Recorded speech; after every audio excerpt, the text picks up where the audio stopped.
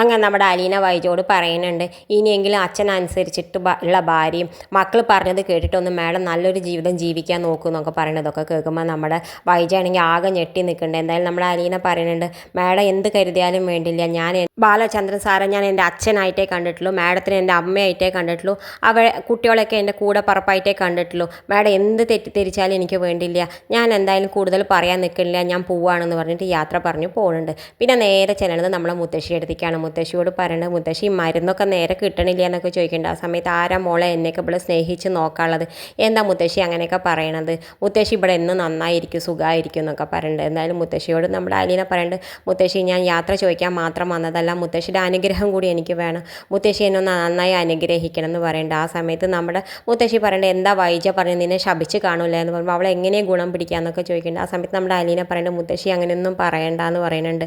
എന്തായാലും മുത്തശ്ശി നമ്മുടെ അലീന കൈ കെട്ടിപ്പിടിച്ച് കരഞ്ഞിട്ട് പറയുന്നുണ്ട്, ഞാൻ എന്തെങ്കിലും തെറ്റ് ചെയ്തിട്ട് എന്നെ ക്ഷമിക്കും മോളെ എന്നൊക്കെ പറയുന്നുണ്ട്. എന്താ മുത്തശ്ശി ഇങ്ങനെയൊക്കെ പറയണേ, മുത്തശ്ശിക്ക് എന്നോട് ഇടയ്ക്ക് ഒരു ഇത്തിരി വെറുപ്പുണ്ടായിരുന്നേ ഉള്ളൂ, അത് ഞാൻ കാര്യമാക്കിയിട്ടില്ല, അപ്പം മുത്തശ്ശിക്ക് എന്നെ കൂടുതൽ സ്നേഹമാണെന്ന് എനിക്ക് അറിയാമെന്നൊക്കെ പറഞ്ഞിട്ട് എന്തായാലും മുത്തശ്ശി അനുഗ്രഹിക്കണമൊക്കെ ഉണ്ട്.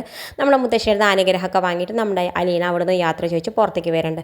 പുറത്താണെങ്കിൽ നമ്മുടെ ഗംഗേട്ടനും ശിവേട്ടനും മനു ഒക്കെ നിൽക്കുന്നുണ്ട്. ആ സമയത്ത് നമ്മുടെ അലീന വീണ്ടും ഗംഗേട്ടനോടും ശിവേട്ടനോടും പറയുന്നുണ്ട്, ഞാൻ നാളെ പോവുകയാണ് എന്നൊക്കെ പറയുന്നുണ്ട്. എവിടേക്കാണ് പോകണമെന്നൊക്കെ പറയുന്നുണ്ട്. ആ സമയത്ത് നമ്മുടെ അലീന പറയുന്നുണ്ട്, അച്ഛൻ ഏതോ ഒരു പ്ലാന്ററിൻ്റെ വീട്ടിലേക്കാണ് കൊണ്ടുപോയാക്കണമെന്നാണ് പറഞ്ഞത്, എവിടെ നിന്നൊന്നും എനിക്ക് അറിയില്ല എന്ന് പറഞ്ഞിട്ട് ഏതാ സ്ഥലം എന്ന് ചോദിക്കുന്നുണ്ട്. ആ സമയത്ത് നമ്മുടെ അലീന പറയുന്നുണ്ട്, കുളത്തൂർ പുഴ, കൂടുതൽ വിവരമൊന്നും എനിക്ക് അറിയില്ല അങ്കളെ എന്ന് പറയുന്നുണ്ട്. ആ സമയത്ത് നമ്മുടെ മനു പറയുന്നുണ്ട്, അങ്കളെ എവിടെ കൊണ്ടുപോയാക്കിയാലും നിൻ്റെ നന്മയ്ക്ക് വേണ്ടിയിട്ടേ കൊണ്ടാക്കുള്ളൂ, അങ്ങനെയുള്ള സ്ഥലത്തേ കൊണ്ടാക്കുള്ളൂ എന്നൊക്കെ പറയുന്നുണ്ട്. അലീന പറയുന്നുണ്ട്, അതെ അച്ഛൻ അത്രയും നോക്കിയിട്ട് തന്നെ എന്നെ ഒരു സ്ഥലത്ത് കൊണ്ടാക്കുള്ളൂ എന്നൊക്കെ പറയുന്നുണ്ട്.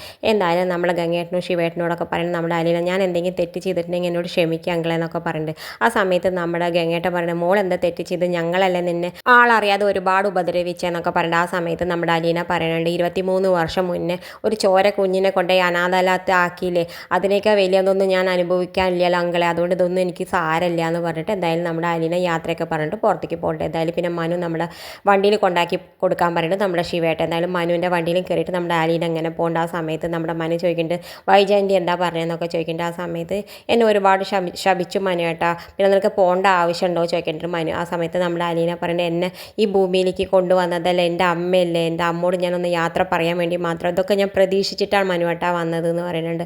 എന്തായാലും നമ്മുടെ മനു പറയുന്നുണ്ട്, നീ അതിന് വൈജയന്തിക്ക് മറുപടിയൊന്നും പറഞ്ഞില്ലേ ചോദിക്കണ്ട. ഞാൻ നല്ല മറുപടി പറഞ്ഞിട്ടാണ് പോകുന്നത്, എന്നോട് പറഞ്ഞു അച്ഛൻ്റെ ഒപ്പം എനിക്ക് 22 കൊല്ലമായിട്ട് ഞാൻ അച്ഛൻ്റെ ഒപ്പം ജീവിക്കുകയാണ്, നീ എന്നെ പഠിപ്പിക്കേണ്ട എന്ന് പറഞ്ഞു. പക്ഷേ അത് ഞാൻ പഠിപ്പിക്കണില്ല, അതിൻ്റെ മുന്നേ മാഡം ഒരു ജീവിതം ജീവിച്ചല്ലോ, അത് മറക്കണ്ട, വേറൊരാണിൻ്റെ ഒപ്പം എന്നൊക്കെ പറയുന്നത്. അപ്പോൾ വൈജയന്തി ആകെ തളർന്നു പറഞ്ഞിട്ട് നമ്മുടെ അലീന മനുവിനോട് മനു പറഞ്ഞു, ഇത്രത്തോളം വേണ്ടിയിരുന്നില്ല. പറയുമ്പോൾ വേണം മനുവേട്ട, എന്നാലേ ഇനി കടപ്പാറ്റൂർ എത്തുന്ന സമയത്ത് ഒന്ന് ഒതുങ്ങി ജീവിക്കുള്ളൂ, അല്ലെങ്കിൽ ഇനിയും തല പൊക്കിയിട്ട് മാഡത്തിൻ്റെ കുടുംബജീവിതം ആകെ നശിപ്പിക്കും എന്ന് പറയുന്നുണ്ട്. എന്തായാലും മനു പറയേണ്ട ആവട്ടെ, നിനക്ക് പോകണോടത്ത് ഒരു വിഷമവും ഇല്ലേ അലീന ചോദിക്കേണ്ട. ആ സമയത്ത് ഞാൻ എന്തിനാ എൻ്റെ അച്ഛനെ സേഫ് ആയിട്ടുള്ള സ്ഥലത്തേക്ക് ഉണ്ടാക്കുള്ളൂ, പിന്നെ എനിക്ക് എന്ത് പ്രശ്നം വന്നാലും എൻ്റെ മനുവട്ടുണ്ടല്ലോ, ജീവിതകാലം മുഴുവൻ എൻ്റെ മനുവട്ടുണ്ടാവുമല്ലോ എന്ന് പറയേണ്ട. ആ സമയത്ത് നമ്മുടെ മനു പറയുന്നുണ്ട്, ഞാൻ നിനക്ക് വാക്ക് തരുന്നു, ഞാൻ നിൻ്റെ ഒപ്പം എന്നുണ്ടാവും എന്ന് പറഞ്ഞിട്ട് വാക്ക് കൊടുക്കും. ആ സമയത്ത് അലീന പറയുന്നുണ്ട്, ഞാൻ ഇവിടുന്ന് പോയ മനുവട്ടിന് ഒരു പേടിയുണ്ടല്ലേ, ഞാൻ മനുവേട്ടനെ മറക്കുന്നു, ഞാൻ ഒരിക്കലും മനുവേട്ടനെ മറക്കില്ല, ഈ ജന്മം കഴിഞ്ഞാലും അടുത്ത ജന്മത്തിൽ ഞാൻ മനുവേട്ടനെ മാത്രമേ ഓർത്തിരിക്കുള്ളൂ എന്നൊക്കെ പറയുന്നത്. എന്തായാലും മനുവിന് ഇതൊക്കെ കേൾക്കുമ്പോൾ വലിയ സന്തോഷമാവുന്നുണ്ട്.